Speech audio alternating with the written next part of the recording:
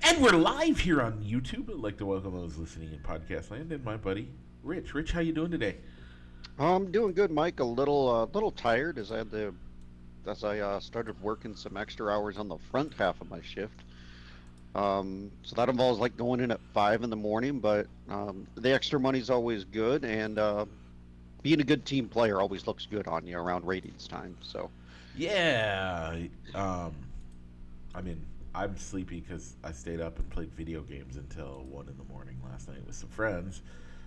okay, But I'm all good. Like it's that's different good. reasons, but and then babies. But Yeah, I enjoyed seeing your photos of the Northern Lights that you guys took being up there. I actually was the only one that went out. I Yeah, genuinely was. And I found a great spot. If you guys come up and we want to do some stargazing, I have an awesome spot to do it at. gotcha. So it's yeah.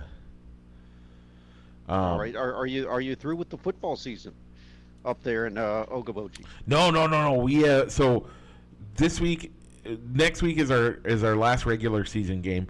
Uh, Okay. we we uh, we might host a playoff game. We're not sure yet.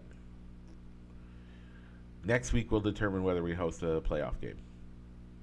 And All right, then it means good. a lot of work the week after, but that's fine. All right, good to hear, Mike. Well, this week on this week's show, we'll be talking NASCAR as we got one more race before we hit the cutoff line, until we get to the next round of the playoffs.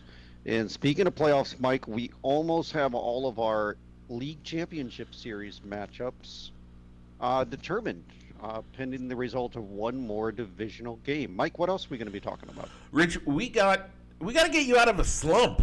That's something we I got to know. do. And then we also have Mass Singer to talk about. All that and more. But Rich, what's it time to do? Mike, let's go ahead and roll that intro.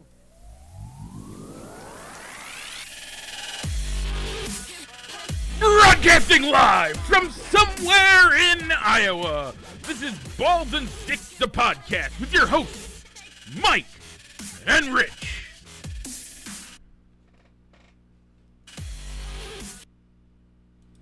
And we're back. Okay, Rich. Before we get anything further, we have a poll question to talk about.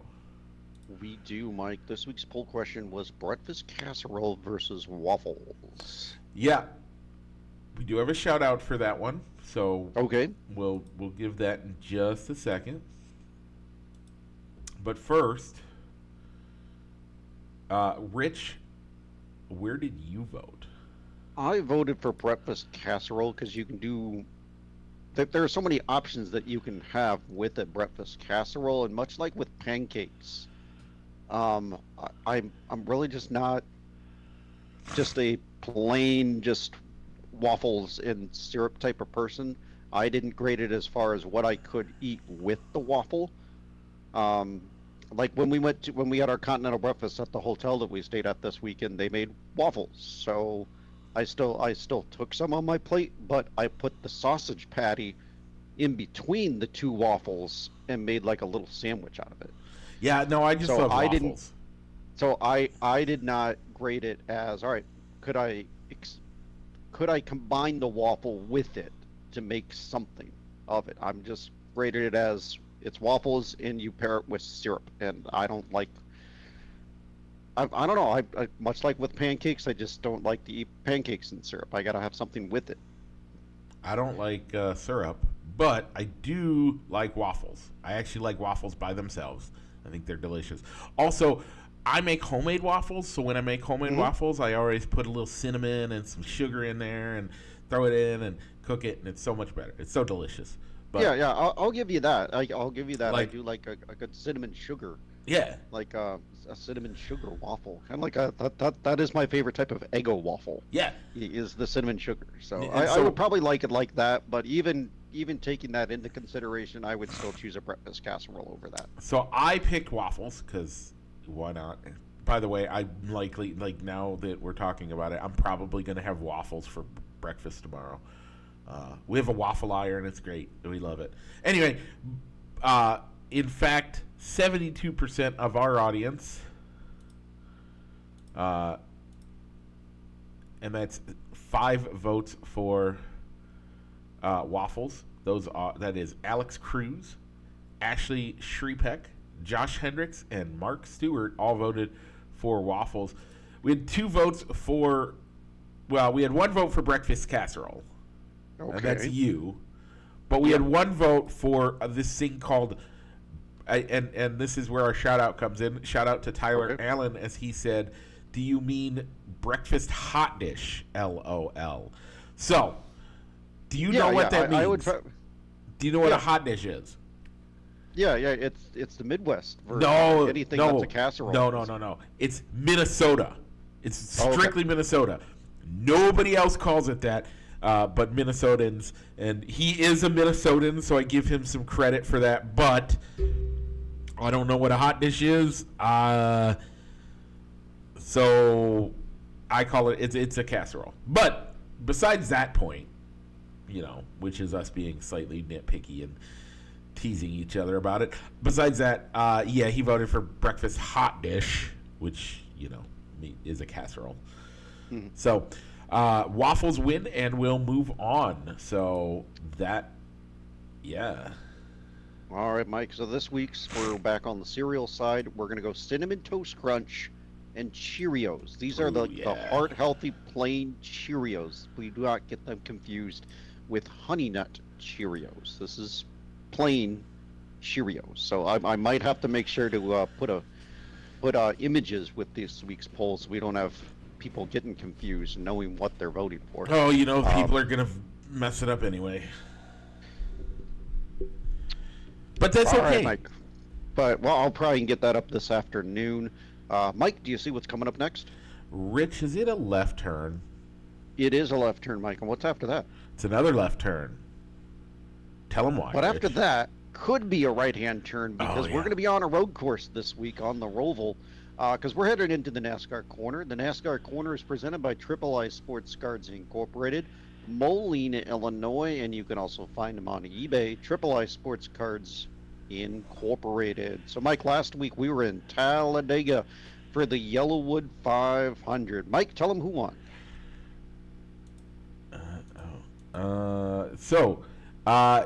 Ricky Stenhouse Jr. wins.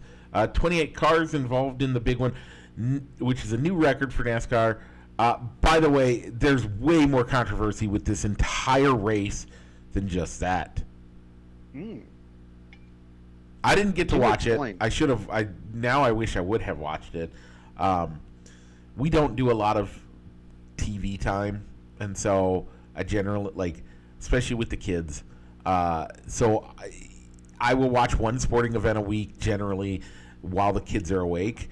And this week it obviously was the Bears. And so I didn't get to watch the NASCAR race. But they everything gets destroyed. They have the big one. They're cleaning cars up. NASCAR decides to change it from a red flag to a yellow flag. However, the pace car does not get the cars driving. They say stopped in the corner. Now, why would you do this, Rich? I don't know why you would do that, Mike. Because under a yellow flag, teams are allowed to start working on their cars. But on a red flag, you can't do it. Yeah, I thought you were going with the controversy of them allowing some cars to be put on the wrecker to go to the pit boxes instead of having to be able to move to their pit stalls under their own power or being pushed. So you did have a couple of cars that got towed to their pit boxes, dropped off, and then the wrecker drives away. That so they was can start working on their car. Again, another part of the controversy. The whole thing was. Other people have called it a poop show, but not quite like they used a worse term, Yeah. but yeah, the whole thing reeks of NASCAR making decisions that were so bad that had no reason to be made. They didn't follow their rule book. Yeah, 'cause I remember there were plenty of times where during the unofficial red flag, yellow flag, does red and yellow make orange? Sure, we'll call it an orange flag. Okay, an orange flag, to where there were many times where like, you heard the crew chief and driver conversation of do not let them take that net down or get out of that car, stay in it, stay in the car, let the wrecker take you. Conversations with one of the drivers. So yeah, you even had individual drivers trying to stay in the race, even though under normal circumstances they probably should have been over based on the amount of damage to the car. Yeah, and I heard it said this week.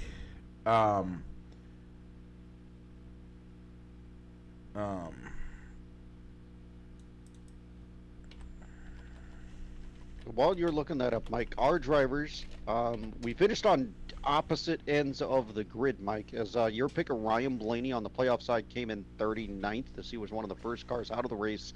And involved in the big one, Michael McDowell coming in at 37th. My drivers, William Byron finished third on the playoff side. Eric Jones, thanks to the big one, moved way up the grid and finished fifth. So, Mike, overall, with the results of Talladega, I take the overall lead 21-20, and in the playoffs, I extend my lead to be 7-4 going into the Charlotte Roval. That big one bit me in the keister, if you know what I mean. Okay, so here's the deal. It seems like every week NASCAR has someone get up and has to explain why things happened. This gentleman's name is Elton Sawyer. Every week, NASCAR is having a press conference, and Elton Sawyer has to get up and kind of explain why decisions were made. I'm sorry. Can someone, seriously, how often do we have the commissioner of football get up and say, well, in this game, this decision was made because that's the actual correct, this is the decision, and football, as flawed as it is and as sometimes calls are quite controversial, you don't have nobody has to get up and explain why they got it to the way they did. Because, most of the time, very rarely do we see a call made or not made that we might not like it, but we can understand how the refs got there. Mm-hmm. 9 times out of 10. Very rarely does it happen. But how come in NASCAR every week it seems like we have to have Elton Sawyer get up and say, well, we did this decision because blah, blah, blah, which flies in the face of everything they did last week, or flies in the decision of everything. They are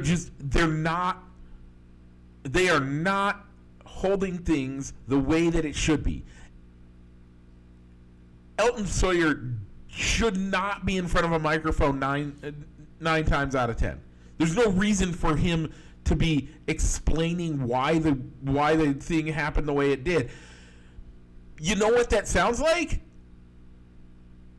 That sounds like NASCAR is trying to squeeze certain people into the position that they want them to be in, and to heck with the actual rules. I mean, it almost seems like they have a different rule package for every single course. Yep. And that's why you have to almost explain it. I mean, if you had because I think weren't they saying like the rules changed for Talladega between the spring race and the fall race even? Well, and the rules change, like it seems like the rules change from last week to this week almost every week. Like, Rich, 2 weeks ago, we watched, or we had people tell us, hey, you can't, NASCAR, or you can't get towed in. Like, that was legitimately a thing a couple weeks ago. Yep, this week I think you had at least 2, maybe even 3 cars. 2 cars for sure get towed to their pit box so that they could start working on the vehicle, and maybe even 3. And it's like literally just 2 weeks ago, we watched as NASCAR said, well, you can't get, you got, once you're on the record, you're done for the day. And now this week we're saying, oh, well, we want to make sure there's adequate enough competition. I'm sorry,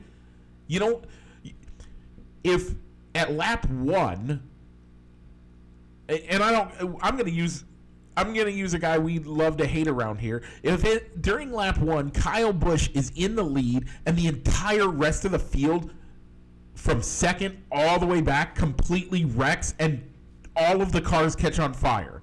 None of the guys get hurt, but all of the cars catch on a massive fire in the middle of the infield and burn to the ground.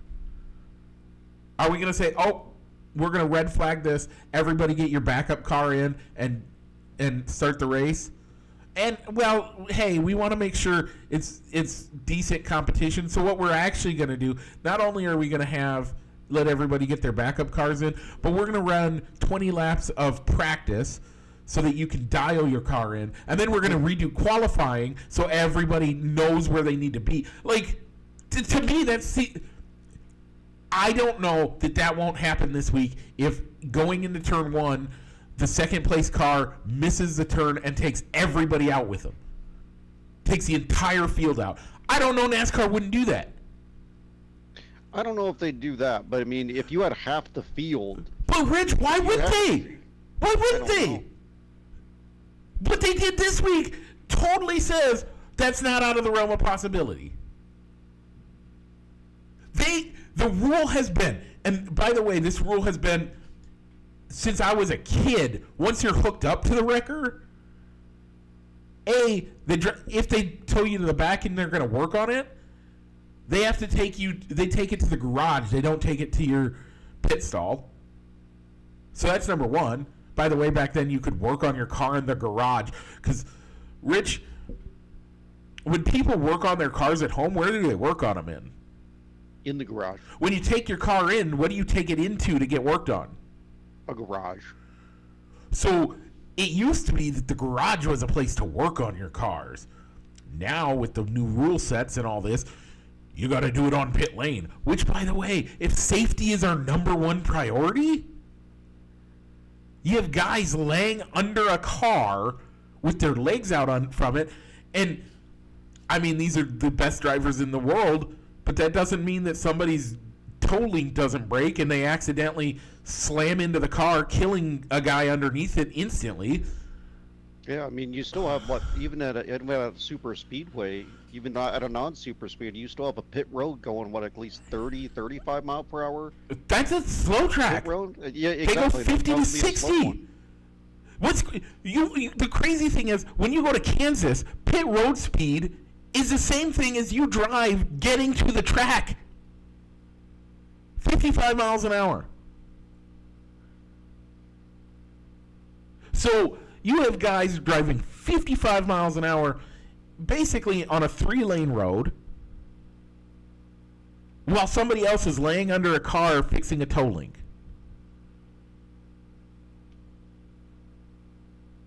That's not safe. Yeah, you can still have the same NASCAR officials there watching you while you work on the car with the stopwatch telling you, boop, boop, time's up. Oh, I don't you like got to get it back on the track, or I don't you like gotta... the stop clock thing either, but that's besides the point. We'll leave That's the only thing that I can think of. But again, you gotta have an access to way to quickly get back to the track to meet the vehicle damage policy that says, well, you got to make Once you So- have the set amount of time to make your repair, you need to get it back out on the track, make a full lap at a certain speed. I don't think you have to get up to speed with the field, but you have to make a complete. You have to make minimum unassisted- speed. Yeah. Yeah, minimum speed, and then you can come back and work on your car for as many laps as it takes. So here's my answer to that. From the time the clock starts from the time you go behind the wall, or from the time you pull into your garage to the time you pull out of your garage. The time only counts while you're in your garage stall. Doesn't count anywhere else. But that's besides the point. We're going to leave that alone. But with the way they did things this last week, you cannot. I'm sorry, Rich. You cannot tell me for 100% certainty that if everybody in the field but Kyle Busch, who's in first place, I say that because we hate Kyle Busch, if everybody else wrecked, that they wouldn't stop, let them get their backup car, at least get their backup cars and put them in while they're cleaning up the track. You can't tell me they wouldn't do that. Because right now I don't know that they wouldn't. And they wouldn't even say, well, Kyle Busch wins. No, they would say, well, we're gonna clean up the track. All the drivers, please report to your garages and get your backup cars. Yeah. And honestly, but if it was a more popular driver like Kyle Larson, Chase Elliott, or one of the drivers from a prominent top 4 division team, it'd be, well, they're the race winner, but we're not even going to make you drive around the track for the remaining laps by yourself. You're right. It's dumb. It really is dumb. I don't have confidence that NASCAR wouldn't do that, which is scary because that opens up the question of legitimacy. Is NASCAR legitimate? By the way, for the longest time I thought NASCAR was the only legitimate, like not racing, but I thought racing was one of the few truly legitimate sports. Not that I thought that anything else is rigged, but more that I thought you can't script this. Football, like, you can't script NASCAR. At least I didn't think you could. Now I don't know. Yeah, all the other ones, the officials or the umpires can play a bigger part than from an outsider looking at it. You can say, well, they won because of the refs, or if these calls went the other way or didn't get called, the game could have come out another way. But that's in the last year we had a 30 for 30 about a ref who completely changed the outcome of games for gambling debt. Completely did. But you couldn't do that in NASCAR because it's about you can't regulate someone being in first place. But apparently you can, Rich. And you could give and maybe you can't regulate somebody into first place, but you can sure do things like make sure that they have more opportunity than others to get back up front. NASCAR changing the rules so much and doing this and us seeing Elton Sawyer out in front of the press every week, that's a problem. NASCAR needs to fix it. I don't know that they're going to, but they need to. So, Rich, you already said where our drivers ended up. You already said that you're beating me now. By the way, it seems like this is how playoffs go every year. One person has a substantial lead or a lead going into playoffs, and then the other person does great during the playoffs and totally wins. That's on our picks. That's how it's gone for the last 3 or 4 years. And so, yeah. Okay, this week we are in Charlotte Motor Speedway, but not on the regular track. As you said, we're going to the Roval for the Bank of America Charlotte Roval. Rich, you won both last week. You have total honors this week. Well, Mike, for the playoff driver, I'm going to go with Tyler Reddick. Seems to have finished top 10 or at least top 15 on the oval configuration every single year. And I'm going to take the previous last year's winner and a road course ringer in AJ Allmendinger for my non-playoff. I like both of those picks. I think they're both great. I'm going to pick a guy that, NASCAR likes to, if NASCAR is going to cheat, they're going to put their favorite son out there, and one of those favorite sons is Chase Elliott. So I think Chase Elliott's going to have a good chance. And then I'm going to pick the other road course ringer, and the guy that I love, Shane Van Gisbergen, I think he'll just do a great job at the Roval. So, yeah, let's go with that. Anything else in NASCAR you want to talk about, Rich? We're going to give an update of the playoff standings. We have one driver that is qualified for the next round due to points, which is William Byron. Okay. And below the cut line, pending the results of the Roval, you have Joey Logano, Daniel Suarez, Austin Cindric, and Chase Briscoe. And for three of those guys, maybe even four, I mean, this race could upend the playoff standings because Cindric, Briscoe, and Suarez are actually really good road course racers. So, yep.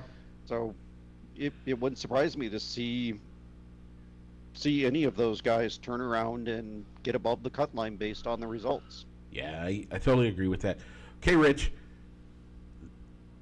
This has been the NASCAR Corner, presented, as always, by III Sports Cards Incorporated, Moline, Illinois. Check them out for all your sports memorabilia needs on 5th Avenue or on their eBay store. Once again, this is III Sports Cards Incorporated.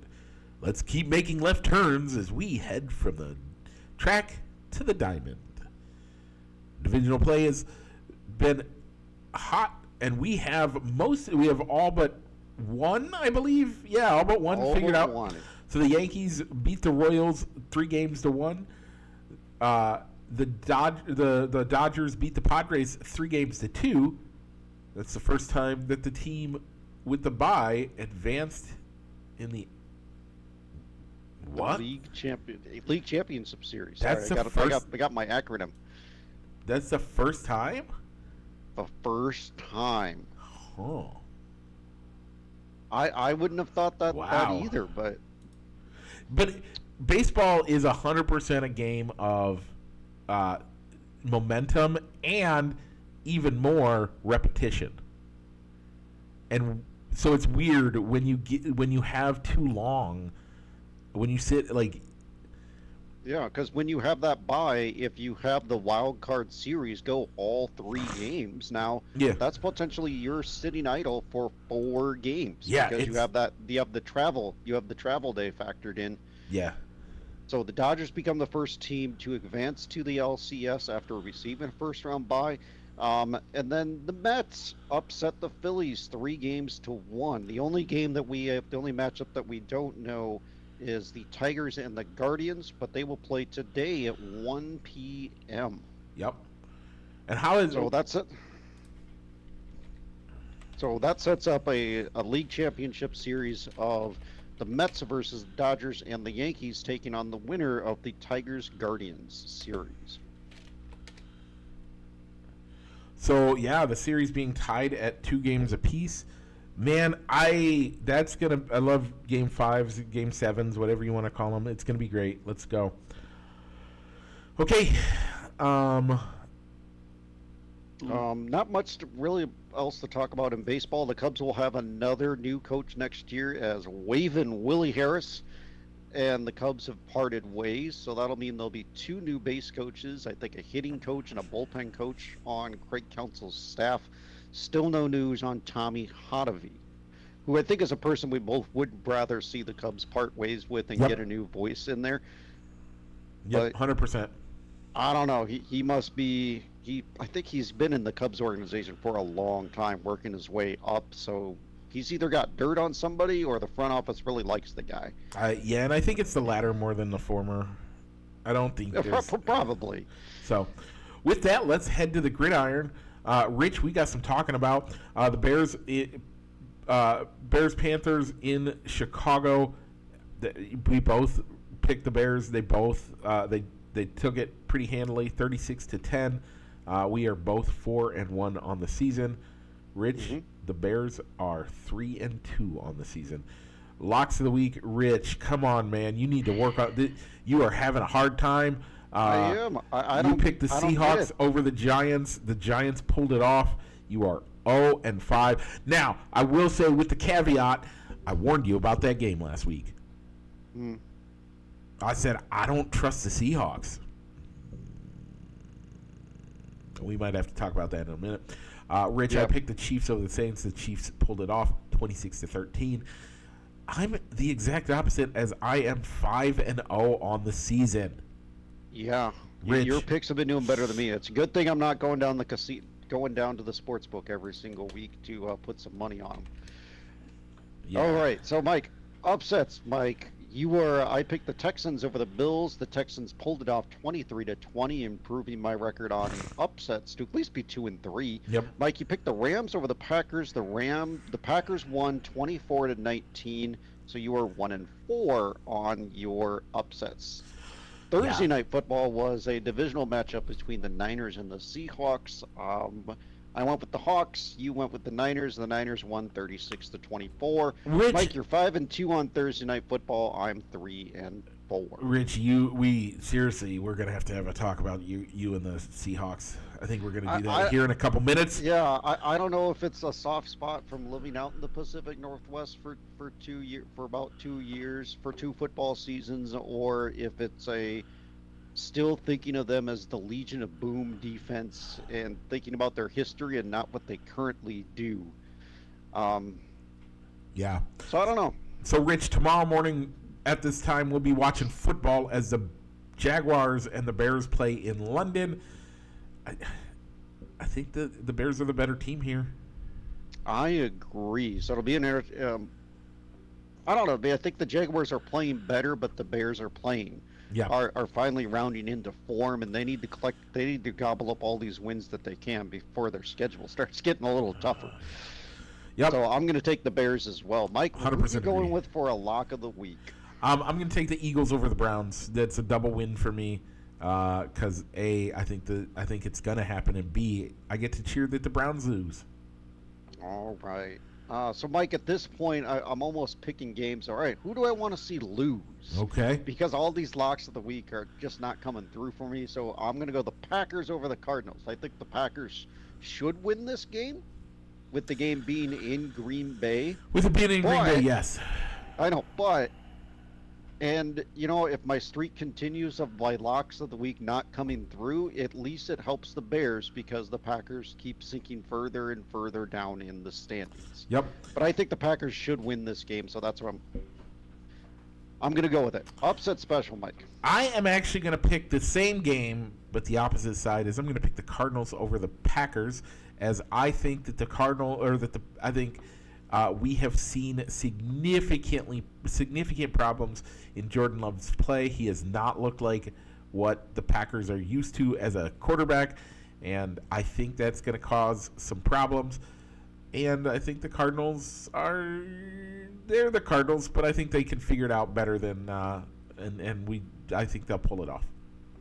Okay. Yeah, it was tough to find. Oh, and there's the bonus that you already picked the Packers over the Cardinals, so I know that you're going to be wrong. So I'm going to win. Yeah, exactly. Yeah, that the way I've been on locks of the week, that you could have an advantage there. Yeah. So it was tough for me to find another upset type of pick. So I'm going to go with the Red Hot Commanders beating their probably an unofficial divisional rival, since they're so close to each other in Baltimore and Landover, Maryland, and I'm going to go with the Commanders over the Ravens. It's almost a crosstown rivalry, is what that to me truly feels like. Yeah, I like that pick, and I kind of would agree that the Commanders have nothing to lose and everything to gain, and the Ravens just. The Ravens are playing better of late. They finally have figured out what their identity is going to be and how to best integrate Derrick Henry into it. 100%. But I had to pick an upset, so I'm going to go with that one. Okay. Thursday night, you had the Broncos versus the Saints. I can't do the Raspberries. That's what I was trying to do. Man, who picked this game? Like, even last year, you knew that this game was going to be a stinker. I mean, the Broncos? only storyline that you got going is, it's Sean Payton returning to New Orleans. No, okay. That's it. I don't care about this one. Won't watch it, but okay. Who are you picking? I picked the Broncos. Yeah, I'm gonna go with the Broncos too. I mean, I might, by the time Thursday rolls around, I might flip the pick on the app based on how the Saints look this week without Derek Carr under center. Yep. And how some injuries play out. If Derek Carr gets back, or if anything happens in a way that I totally agree. There's a huge path that teams could change, and I would pick the opposite way. This game is, honestly, I think this is a coin toss of a game, and kind of neither team really wants to win that game, it seems like. Okay, Rich, you ready for the power rankings? Yes, sir. Okay. So, Rich, I got to tell you, Mike, I'm confident and fully comfortable with picks 1 through 6, but I was having a hard time putting the back half of the top 10 together, and I'm sure you're going to be grilling me over some of the teams that I have in my top 10 right now. I actually have one team, and I think you're going to grill me on my one team, my number 10 team. I think you're going to push back on, but outside of that, I think I actually feel fairly confident on my list. So at number 1, Rich, this is going to be a controversial pick. This is going to be my biggest controversy, as I put the Minnesota Vikings. Ooh. All right, I don't hate it. I mean, because they're exceeding expectations, and they have some wins against good teams like the Niners, the Texans, and in my opinion, the Packers. But I kept the Chiefs at number 1. And again, I did it for the clickbait and for my friends around me. Honestly, it really is. I have the Chiefs at number 2. I think they're both great teams, and I think probably the Chiefs are slightly better, but the way that they're playing right now, I don't know that I think the Vikings are the team to beat. All right, I put the Vikings at number 2. You got okay. Like I said before, they have wins against good teams. It isn't like they're beating up on bad teams. Nope, 100% agree. So I still want to see it keep up, because now some injuries are starting to creep into it.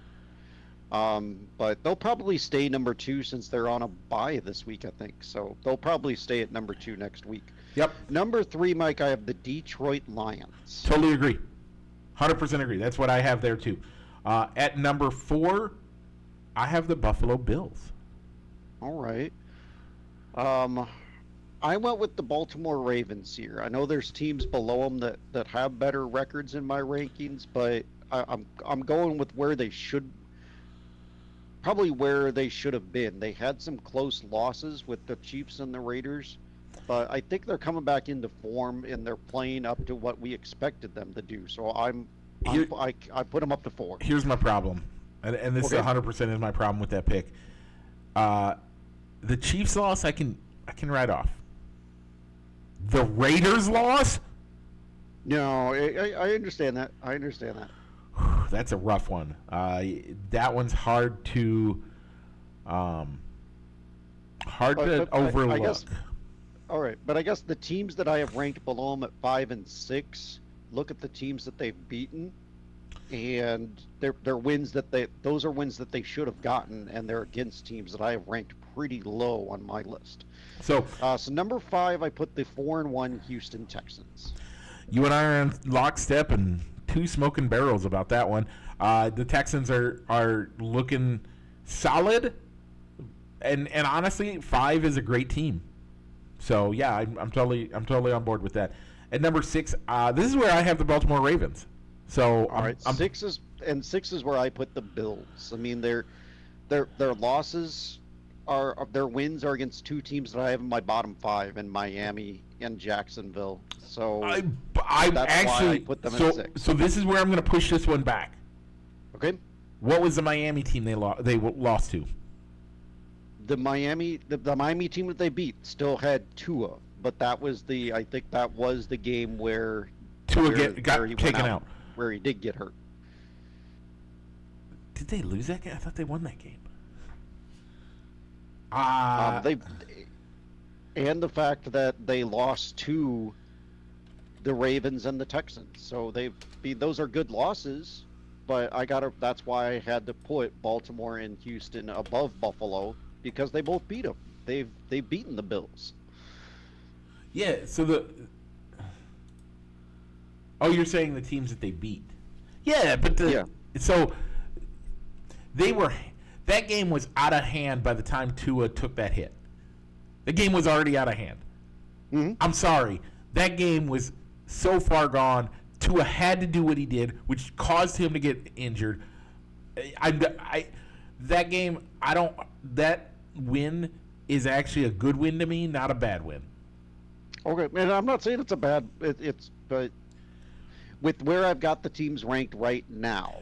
But it's a good win. It's a great win, because you still beat a Tua team. The last quarter. But Rich, even if Tua was in there that last quarter, does that change anything in that game? No, Okay. It doesn't. Or if he doesn't even get hurt during that game, right? It doesn't affect him. And does Miami probably continue to rise in your rankings and end up in your top 15 probably by now, because they probably win more games. So I'm sorry, I push back on that a ton. By the way, you said I'm gonna push back on some of your rankings. You thought it was gonna be starting at 7, which my numbers. We'll move on because I think we've beaten this horse dead. My number 7 is the Washington Commanders. Almost said all that. right. I don't. The Commanders still made my top 10, but I still want to see more, and I want to see victories against good teams. And against good teams. You know what? I can agree with that. And this matchup against Baltimore could, even if it's a loss, that could still help them keep them in my top 10. 7 through 10. I could really change up the order, but I was really having a hard time coming up with who to put in this top 10, because so many teams have the same record, and they all have similar victories over similar teams. But for right now, I put the Green Bay Packers here. Their losses are against good teams, but their victories aren't against teams that are knocking on the door of the playoffs. They've only beaten the Colts, the Titans, and the Rams, but I'm really not feeling that confident against the teams below them either. So I put the Packers here. Okay. So tell me why I'm wrong, Mike. Well, one, Jordan Love has not played. He's not played great at all.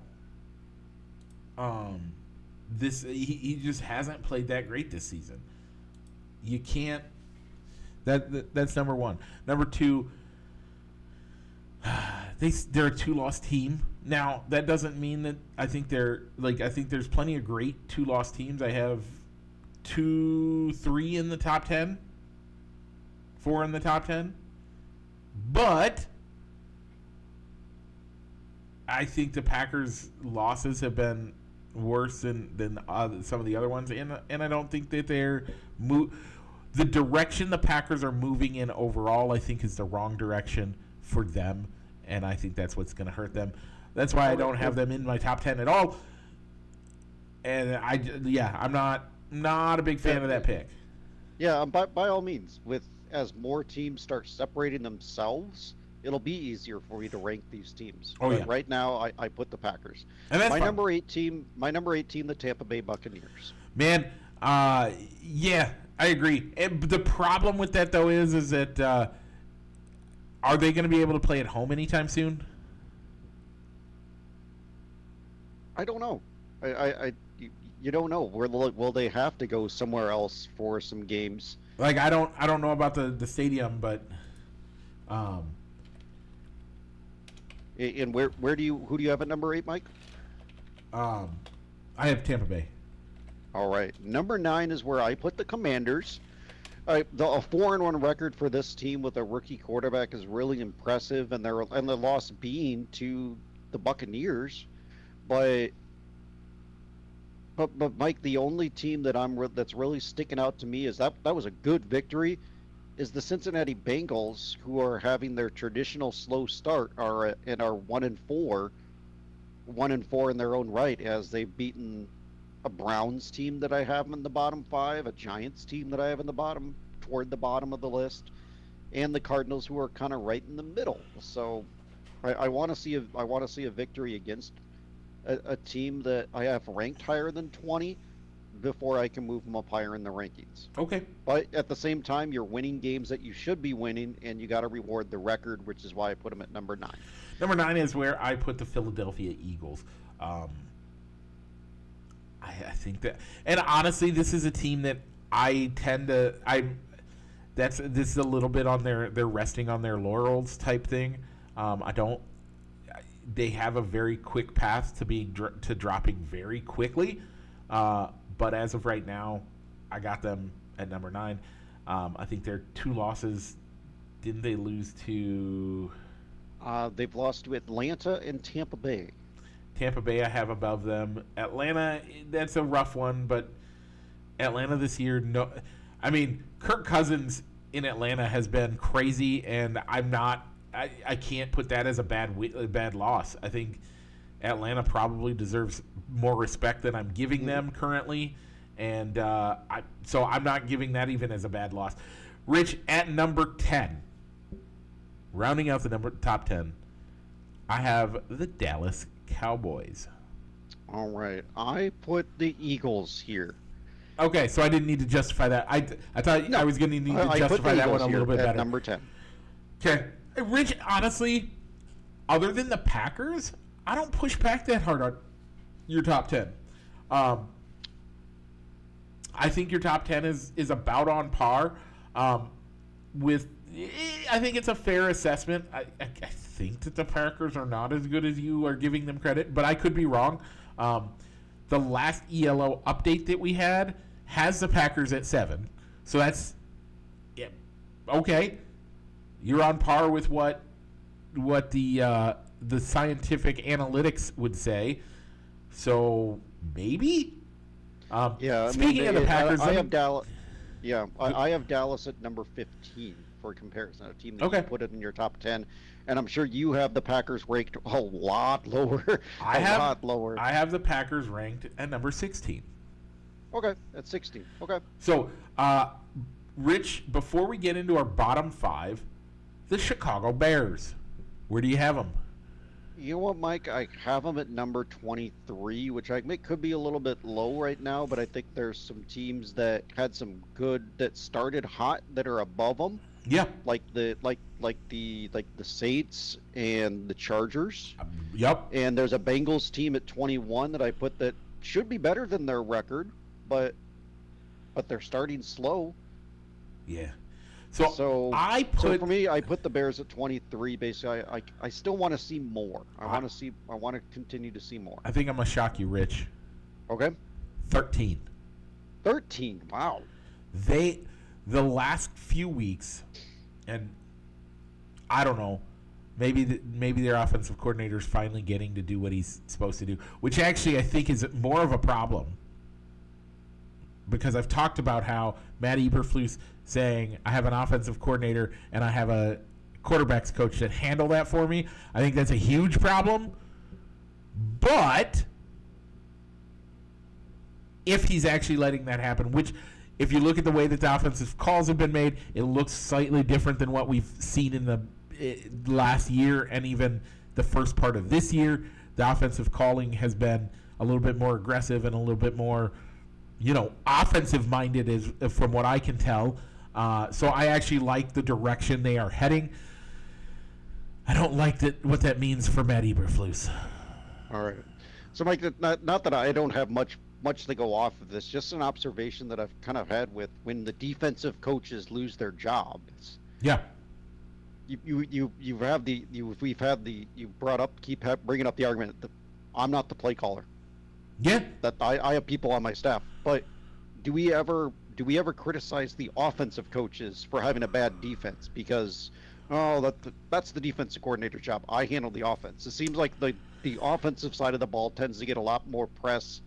Rich, And credit, the offensive coaches seem to get more praise when the offense does well, but they have a struggling defense because, well, the offense does better. I think that's a great argument. The offense is overcoming the shortcomings of a bad defense. I think that's an amazing. I think that's your best argument you've had against pushing back on me, and I love it. I do love it, Rich, because the old adage, and we both, because we're men, me near my 40s and you in your 40s, we both are old men now, so we say that the old adage of defense wins championships, and we believe it, and I truly do. So you're right. I think that's a great pushback. I will concede some of that point, but my only argument against it is we will have a quarterback that gets paid $1 billion in one contract. And if you're going to tell me that you have $1 billion asset and the guy that you're putting in charge of your team doesn't want to handle that $1 billion asset, then do you want him handling your $10 billion asset of a team? That's my only counter to your argument. Okay. I think it's a great observation, and I will try to be less harsh on it. I think that's a great point, but if you're going to tell me that a football team's worth $10 billion and you have one asset of that $10 billion being a $1 billion quarterback, yeah, all right. That's the hard part for me. So, Rich, bottom five, Mike. Bottom five. Let's do it. Let's work our way from the bottom up. Number 32, I put the Carolina Panthers. I actually have the Jacksonville Jaguars. Okay. I have Jacksonville a little bit higher on the bottom five. Number 31, I put the Tennessee Titans. So honestly, this is where I have the Miami Dolphins. Okay.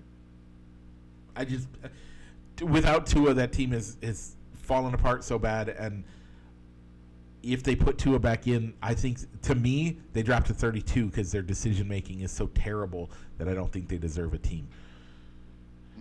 Okay. At 30, I have the Carolina Panthers. 30, this is where I put the New England Patriots, and I don't like their decision of going to the rookie Drake May. Yep. They got a bad offensive line. They don't have good receivers for him to throw to. Yeah, I don't like it. I don't like the decision. I think that they should just stick with the plan of redshirting him and not try and chase victories that aren't going to matter in the for the long haul. Nope. At number that was Rich. What do you have it? What do you have at 29? 29. This is where I put Jacksonville. That's a little high, but I'm not upset about it. I'm just not thrilled about it. Like that's not where I would put them, but that's okay. I have the Rams at 29. Okay. You have two people that have been called generational talents at their position. One in the head coach, who everybody thought is this super genius. He's only got one Super Bowl to show for it. And you have one of the most talented quarterbacks we've seen in, like, honestly, I don't understand how this guy how Matt Stafford doesn't get more credit than what he does. I think the guy is not just a superstar, but he is one of the top 5 quarterbacks we've seen in the last decade at least. I would even argue maybe even the last 20 years. The guy has set records with teams that are terrible, and he elevates teams to make them play better. But for some reason, neither one of them can do anything right now, and they've only got one win. Terrible team. I don't know what's going on. I'm worried about them. Truly worried. At 28, right. this is where I have the New England Patriots. Okay, go ahead with your Rams comment. I probably have the Rams ranked a little higher now. Now I'm looking at my list. I can. You've convinced me I probably should move them down a little bit lower, as I realize I still have them at number 24, which is probably a little high. I don't know. I mean, their two of their best players are out. They still have a rebuilding offensive line. This offensive line be lower. They'll probably be lower next week. This offensive line, Rich, reminds Matt Stafford of playing in Detroit. I can't do it. I feel bad for the guy. Okay, at 28, I already told you I got the New England Patriots. What do you got? I went with the Miami Dolphins here. Yeah. Okay. I mean, could they be better if they can figure out how to function as an offense without Tua Tagovailoa? So but again, and I've said could get higher. But Rich, haven't I said this for years?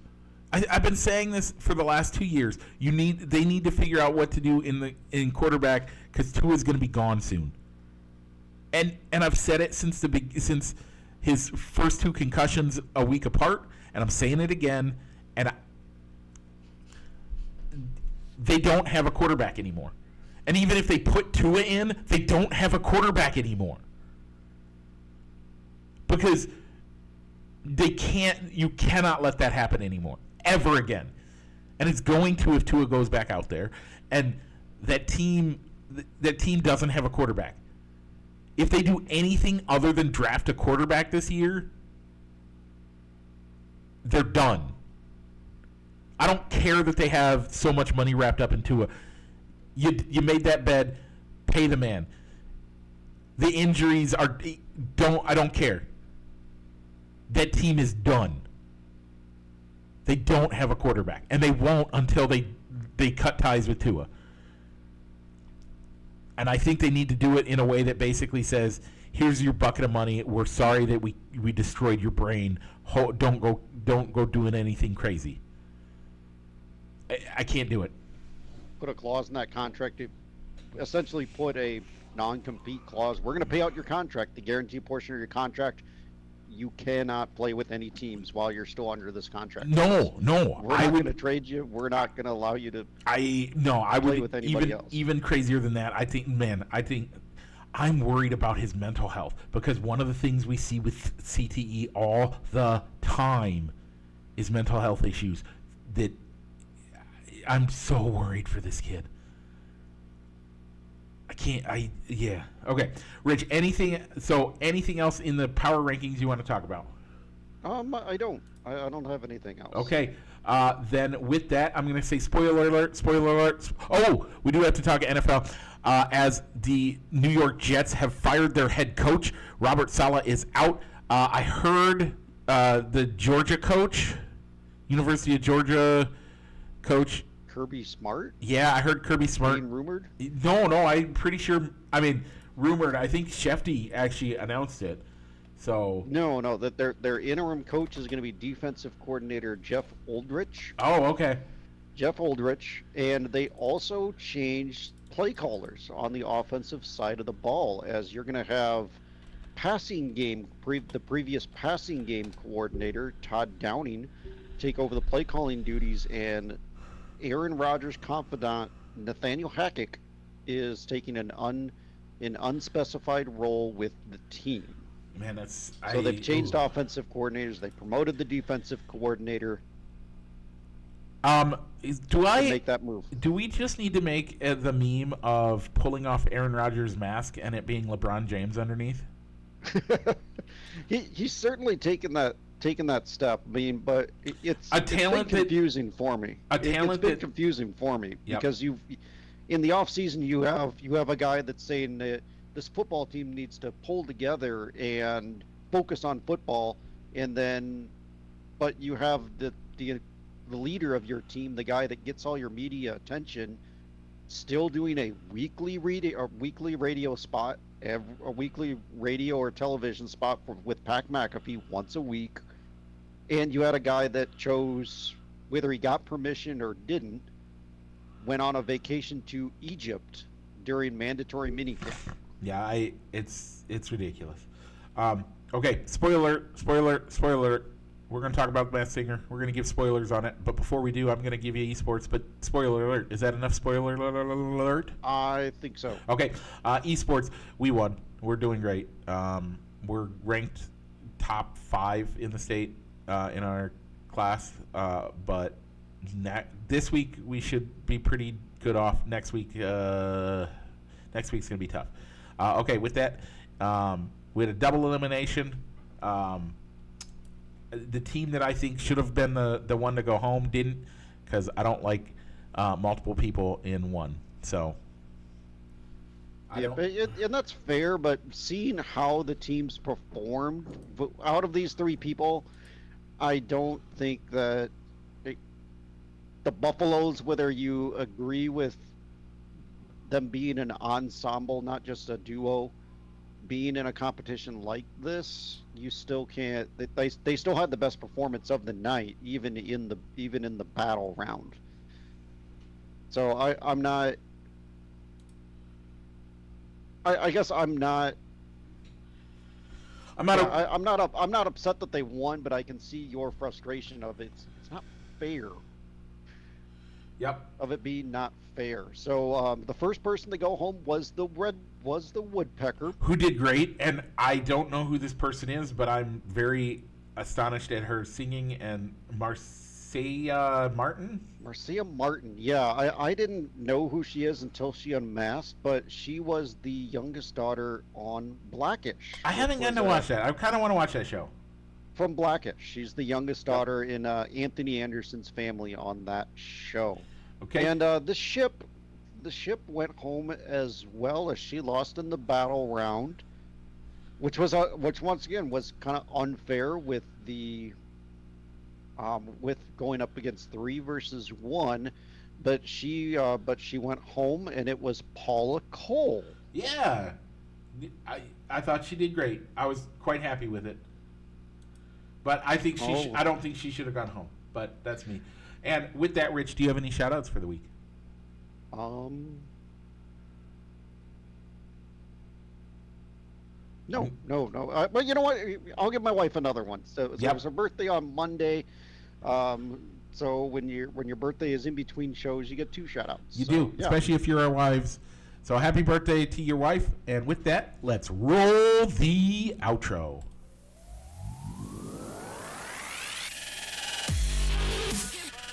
Broadcasting live from somewhere in Iowa, this is Balls and Sticks, the podcast, with your hosts, Mike and Rich.